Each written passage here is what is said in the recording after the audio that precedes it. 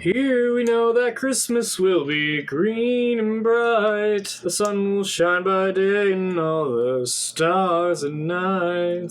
Melekaliki is a wise way to say Merry Christmas to you. Is this song still okay? Because I feel like it's in a bit of a gray area. When people think of classic Christmas movies, the ones that usually come to mind are either usually standalone films or in a series of Christmas movies like the Rankin and Bass films. You have your holiday specials like SpongeBob's Christmas Who and South Park's Mr. Hanky the Christmas Pooh. However, those are usually eclipsed by the series as a whole and therefore are only really seen as classics by that show's fandom. An exception to the rule would be the 1989 film National Lampoon's Christmas Vacation. National Lampoon was a comedic magazine that lasted from 1970 all the way till 1998, whilst managing to get spun off into radio shows, stage plays, and way too many films. Like, way too many films. The most famous of these films are the Vacation series, following the Griswolds as they just try to have a nice family vacation, whether it's a trip to Wally World, Europe, Vegas, or in this case, forcing all of your relatives to come to you for a nice Christmas at home. Whilst the original Vacation movie is considered a classic and is fondly remembered for its Disney World parody and dog murder, Christmas Vacation manages to eclipse the entire series and cements itself as a holiday classic. So, why is this holiday spin-off so beloved by people who haven't even watched the other films? Let's find out. We start off with a beautiful animated opening that has absolutely nothing to do with the rest of the film, and therefore it leaves my memory immediately after it happens. The actual movie kicks off with the Griswolds on their way to get their Christmas tree when they get into a road rage-induced run-in with what would happen if you condensed half of my hometown into one pickup truck. This altercation results in the family getting stuck underneath a log truck before flying off the road. The four of them all head into the woods to find a tree, and after basking in its glory, soon realize they forgot the saw. They get the tree home after digging it out of the ground, and the parents, Clark and Helen, talk over the family coming over for the holidays, while sticking to absolutely everything they touch due to the tree sap. Also, earlier, right as Clark was outside trimming the tree, we got our first example of the neighbors being snarky towards Clark and immediately getting it turned around on them. Where do you think you're gonna put a tree that big? Bend over and I'll show you. You've got a lot of nerve talking to me like that, Griswold. I wasn't talking to you. These characters have some of the best scenes of the whole movie, bar none. The world's most underwhelming advent calendar shows us it is now Wednesday the 14th, as we see Clark at work talking to a coworker about this year's Christmas bonus, before being interrupted by his boss, Mr. Frank Shirley. Merry Christmas. Merry Christmas. Kiss my ass. Kiss his ass. Kiss your ass. Happy Hanukkah. We have a brief scene of Clark being just the grossest that he can while shopping for lingerie and being caught by his son, Russell. You may notice at this point that I'm only really introducing individual characters when they make a significant contribution to the overall story. There's a reason for that. Anyway, here's the list of characters I've mentioned by name. The scene goes on longer than it needs to, and after the saleswoman shows some skin, we immediately see Russ watching It's a Wonderful Life. Yeah, good editing there. Anyway, our first batch of family members, the grandparents, show up with an increasingly harrowing doorbell announcing their arrival. Clark and Russ immediately leave to start setting up the Christmas lights as their neighbors leave home, for whatever reason. I hope he falls and breaks his neck. I'm sure he'll fall, but I don't think we're lucky enough to have him break his neck. Clark staples himself to the gutter, has a few near falls of the ladder, and later that night ends up falling off the roof, sending a chunk of ice into the neighbor's window, destroying their stereo. And why is the carpet all wet, Todd? I don't know, Margot. I don't know, Margot. Fuck it, add Todd and Margot to the list. Anyway, we have our first attempt at unveiling the Christmas lights, and it's a complete failure. Helen's parents make fun of Clark, whilst the rest of the family show thinly veiled support. The next morning, we see Clark hiding presents in the attic when his mother-in-law closes the door on him, locking him in.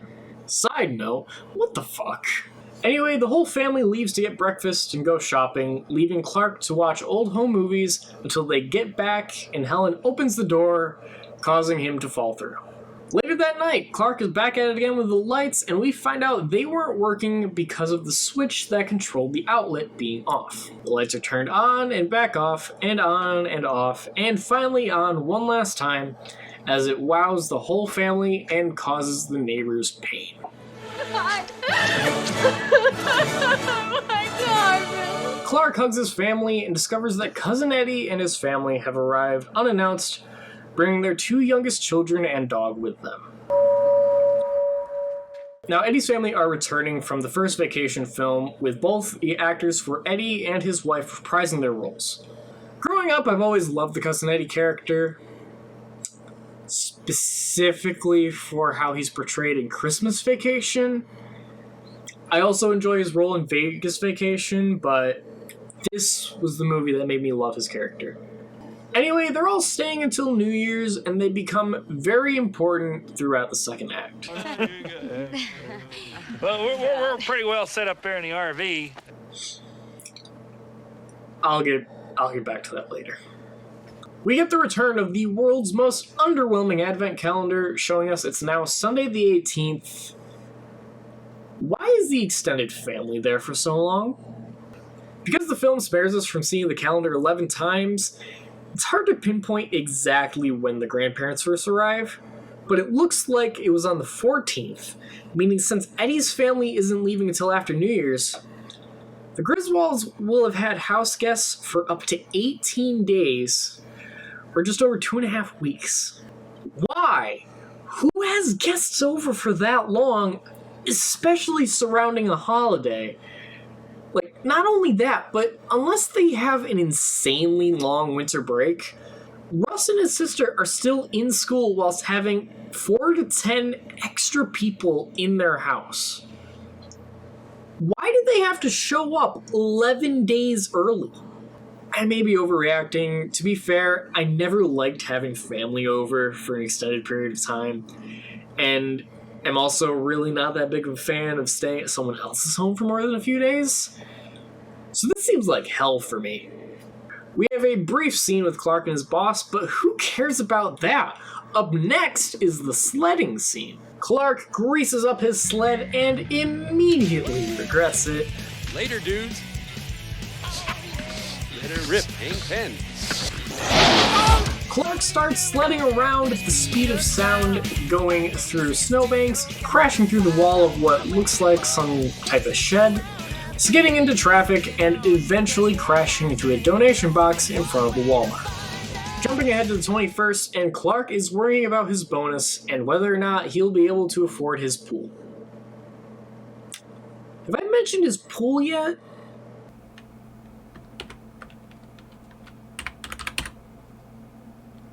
Huh. I guess I haven't.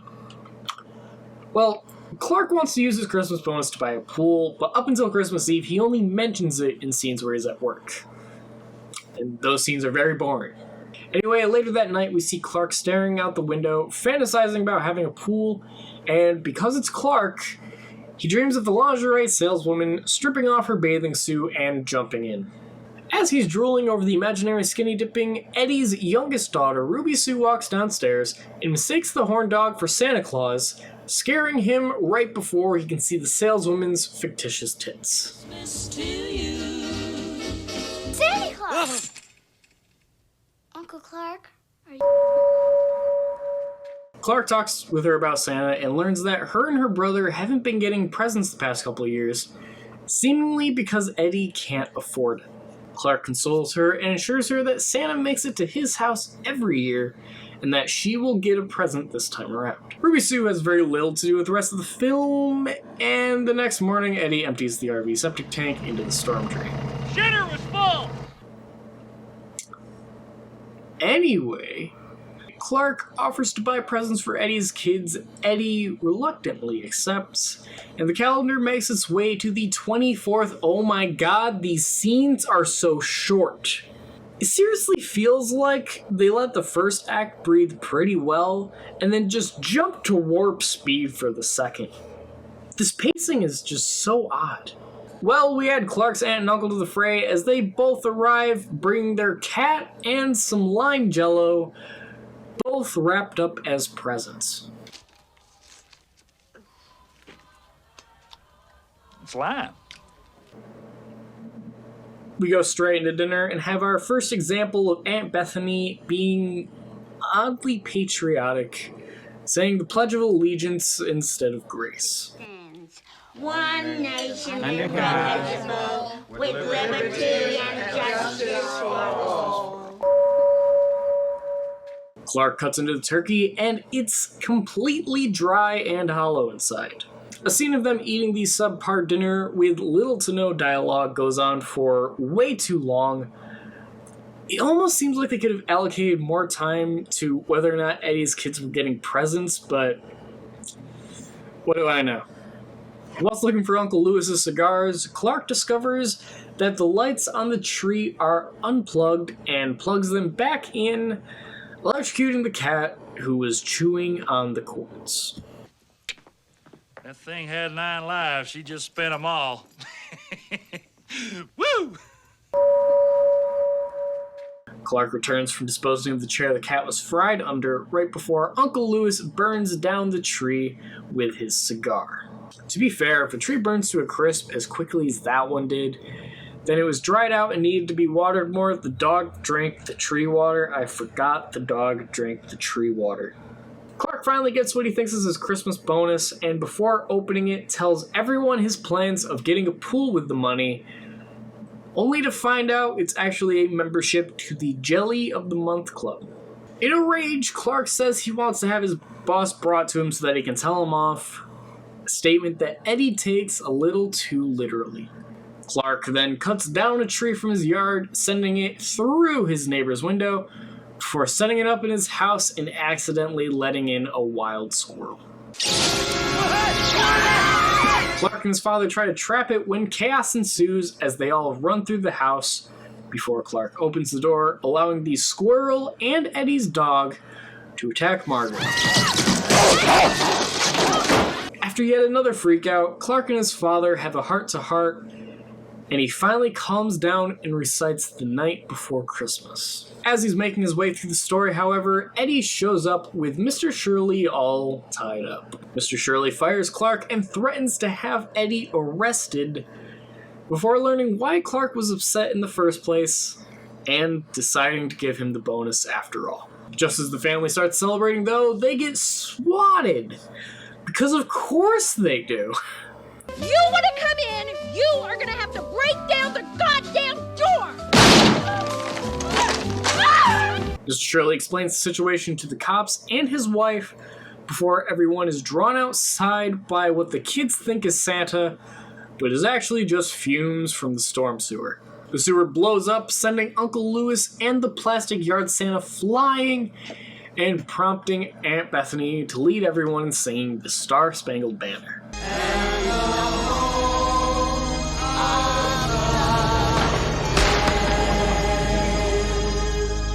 Play ball! And they all celebrate Christmas, including the SWAT team, and that, oddly enough, is how it ends. Also, Clark reacts to the animated The End blowing a bulb and dying out, meaning that he sees this too. What the fuck is this movie? So as a film, I definitely believe that Christmas Vacation, for the most part, holds up. Sure, there's a few things that don't age very well, but you can say that about most shows and movies from 30 years ago. The only real issue I have with this film is that the cast feels a little bit bloated. There's 14 different family members that show up for the holiday, plus the 2 neighbors, Clark's boss and his wife, the one co-worker Clark talks to while he's at work, 3 prominent animals, and the lingerie saleswoman who for some reason when you Google the cast comes up before all 4 grandparents. Plus, when you look back at the list of named characters, I only have 9 of them. And I probably could have avoided saying Mr. Shirley's name altogether if I tried hard enough. Looking at some of the notable characters I didn't mention by name, and we have the saleswoman who's apparently a bigger deal than the 4 grandparents I also didn't mention by name, plus a recurring character that is in all 4 of the original Vacation films, Clark and Helen's daughter, Audrey. I barely even acknowledged Audrey's existence, let alone her name, and while she had a few decent jokes throughout the runtime, I didn't really need to mention her because she doesn't really do anything of substance. She just sits around being generally displeased, and she's supposed to be a main character, or at least she was in the first movie. Anyway, even stepping away from the characters I didn't name, some of the other ones that I did, whilst more prominent than fucking Audrey apparently, still don't do much. Aunt Bethany and Uncle Lewis only show up for Christmas Eve, but at least they do a lot while they're there. The main 2 that really stick with me are Ellen and Ruby Sue. Ellen, whilst in a lot of the film, definitely takes a back seat to the point where there's a few times where I forgot she's even there, despite her being so integral to all the other films. Ruby Sue, however, is the reason I really noticed the bloated cast. She has that one Cindy Lou Who-esque scene with Clark that really gets touching, despite the fact that it started out with Clark fantasizing about that lady he met at the mall once. But after that scene, she basically becomes set dressing until her and her brother drag everyone outside so that Uncle Lewis can get blown up. This movie really struggles to balance all of its characters, and therefore ends up with characters that only have 1 or 2 really good lines, with any other potentially good moments being lost to the 90-minute runtime. Anyway, let's go back to my main thesis so I can finish this shit. Christmas Vacation definitely falls more in line with the rest of the Vacation franchise than it does with other Christmas movies, which makes it even more puzzling that it stands out so much from the rest of the series and became a holiday classic. If I had to put forward a guess as to why this became a classic, it would have to be that this was one of the first Christmas films that was comedy first. While some of the Christmas movies from before this have comedic moments, they're very much Christmas first, putting the holiday feeling above all else. Christmas Vacation, however, focuses mainly on the comedy, using the holiday as more of a backdrop and a setup for a lot of its jokes. In that sense, I think this film's strongest legacy is how it paved the way for other comedy-focused Christmas movies like Home Alone and Elf.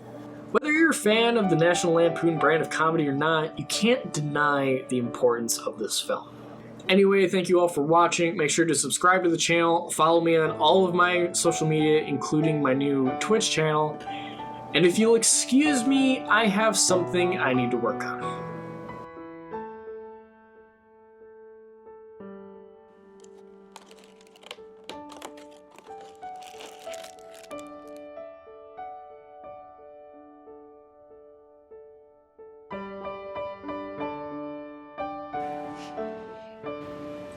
You see, this is what Advent calendars should be.